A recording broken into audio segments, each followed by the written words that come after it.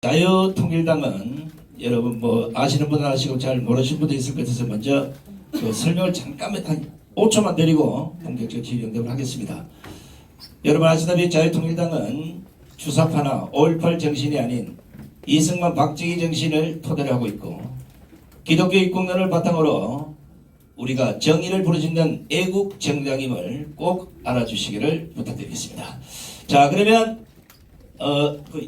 무슨 마이크 좀 준비해줘요. 자, 질의하실 분은 소속과 그 이름을 좀 밝혀주시고 질문해 주시면 고맙겠습니다. 자, 여기서. 자, 이쪽에 앞에 분 마이크 좀 드리세요. 네, 주간도관 최진열입니다. 혹시 이제 이재명 대표와 TV 토론에서 만나게 된다면 좀 어떤 말을 하고 싶으신지 듣고 싶습니다. 네, 법정에서는 제가 늘 지금 현재 증인으로만 출석하기 때문에 제가 말을 하려고 그러면 변호사가 네 아니오로만 대답하라고 요구를 합니다. 그리고 질문을 조금이라도 질문하려고 그러면 저보고 증인은 질문을 할 수가 없습니다라고 이야기합니다. 네, 좀 성대모사가 좀 이상했나요? 네. 아무튼 목소리가 좀 그러신 분. 그렇게 해가지고 제가 말을 할 수가 없었는데 제가 TV 토론에 나가면 할 말이 굉장히 많습니다. 네, 왜냐하면 겪은 일이 10여 년간 한둘이 아니지 않겠습니까? 그거를 제 앞에서 제 눈을 똑바로 보고 어떻게 말하는지 보고 싶습니다. 그리고 이재명 대표가 예전에는 약속을 지키기 위해서 저도 같이 노력을 했었습니다. 근데 지금은 너무 약속을 빨리빨리 져버리는 것 같습니다. 예, 돌아서면 또 안면 인식 장애가 아니라 기억 인식 장애가 온 게 아닌가 의심스럽게조차 합니다. 그래서 그런 부분들을 국민들한테 사과할 의지가 없는지, 그 다음에 진실로 본인을 범죄인이 아니라고 생각하는지 묻고 싶습니다. 그래서 낱낱이 한번 밝혀볼 생각입니다.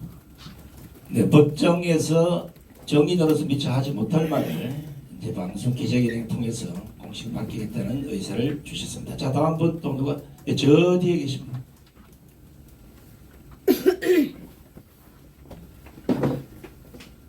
국회뉴스 윤성호입니다. 네. 그 입당 과정에서 혹시 이제 국민의힘 쪽에서 뭐 따로 연락이 왔던 건 없는지 한번 물어보고 싶습니다. 국민의힘 쪽에서 뭐 연락이 온 적 없습니다. 네. 네.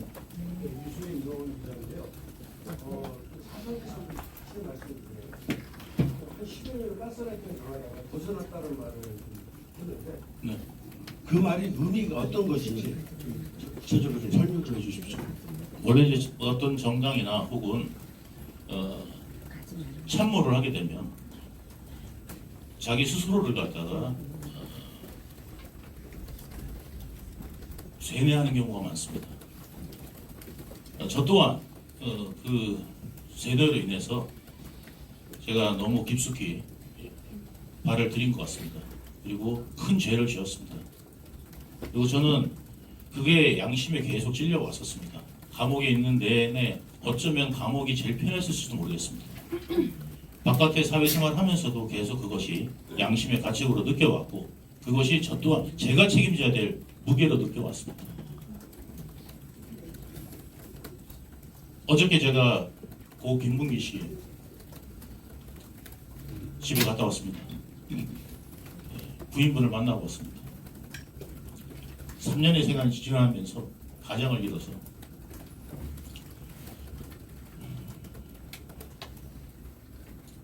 굉장히 경제활동에도 어려움을 느끼고 있었습니다.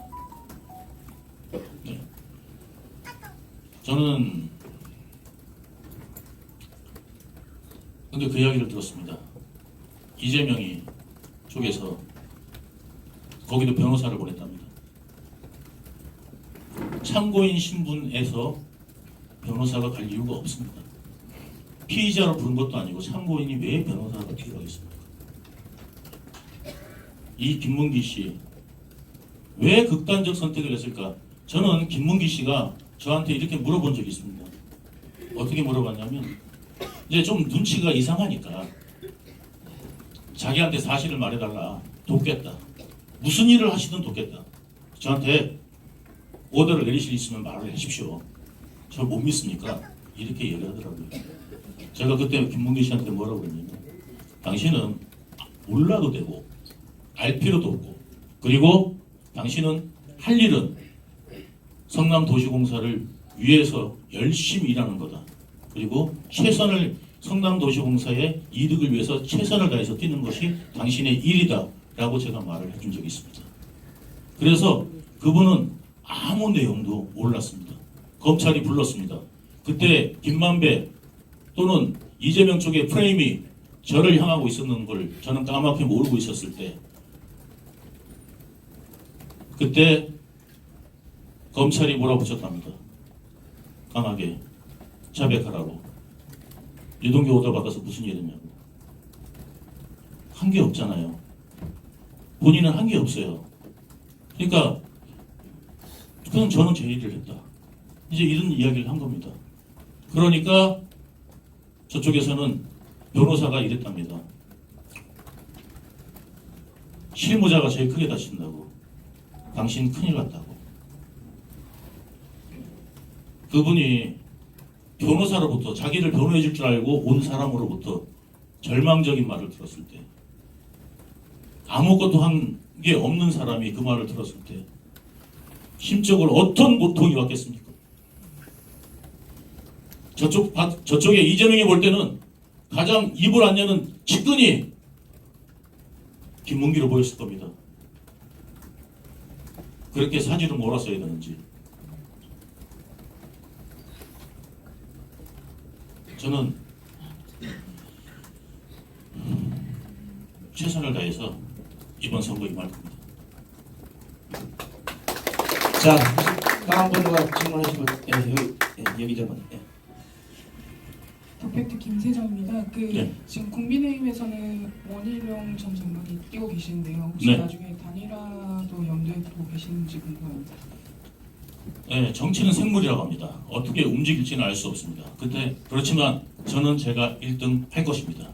지금은 단일화를 생각할 때가 아니라 지금은 각자의 길에서 최선을 다해서 계양 주민들을 위해서 내가 포부를 밝히고 그 다음에 계양 주민들을 위해서 무엇을 할지 밝히고 선택을 받는 것이 가장 중요하다고 생각합니다. 자, MBN 유승호입니다. 이재명 대표가 이제 인천 계양을 뿐만 아니라 본격적으로 총선 전국 들어가면 전국 순회를 할 수도 있을 것 같은데 혹시 그런 자리에서 전국에 이재명 대표에 대한 내용에 대해서 뭐 같이 동행하면서 밝힐 의사도 있으신지 좀. 아니 그런 생각은 없습니다. 저는 계양에서 최선을 다할 겁니다. 네. 자, 이제 한 두 분 정도만 질문 더 받겠습니다. 자, 질문하실 분. 네, 저 뒤에 계신 분.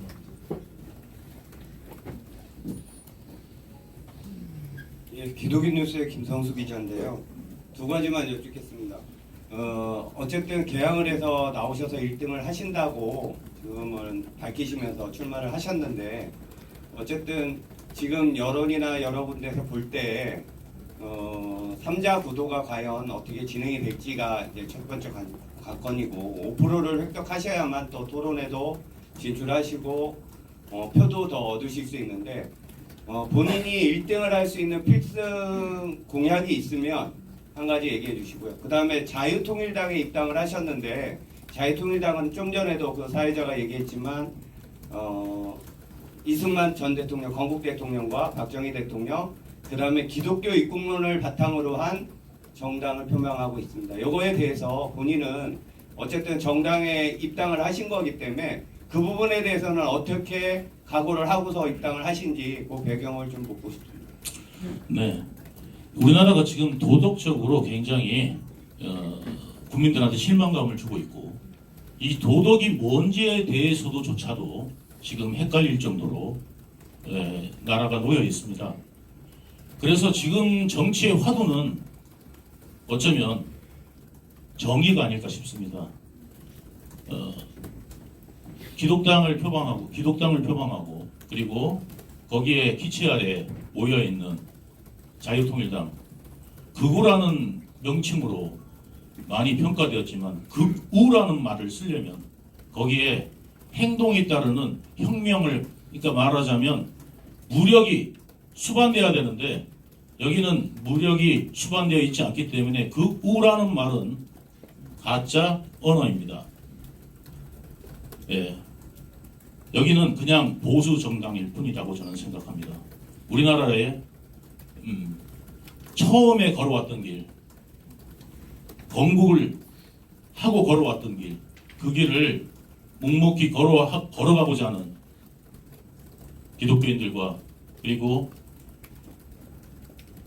여러분들이 이루는 땀의 결과라고 저는 생각합니다. 그래서 저는 자유통일당이 앞으로 국민들한테 많은 사랑을 받을 거라고 진심을 얻을 거라고 저는 생각합니다. 그리고 저 또한 진심은 통한다고 했습니다. 지금은 몇 퍼센트인지 모르지만 여기 계신 많은 기자분들이 아마 3자 토론회를 기대하실 겁니다. 그렇듯이 개항 주민 여러분들도 3자 토론이 궁금해서라도 저한테 표를 주실 거라고 저는 생각합니다. 네. 자, 다음 분.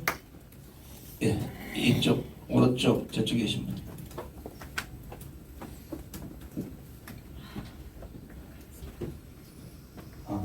신동아 박세준입니다. 네. 다름이 아니라 아까 보수정당으로 일단 출마를 하신다고 하셨는데 네. 그리고 보수정당 원희룡 전 장관과 그다음 대표님 양계 구도가 되고 그다음 이재명 대표가 올라오게 되는데요.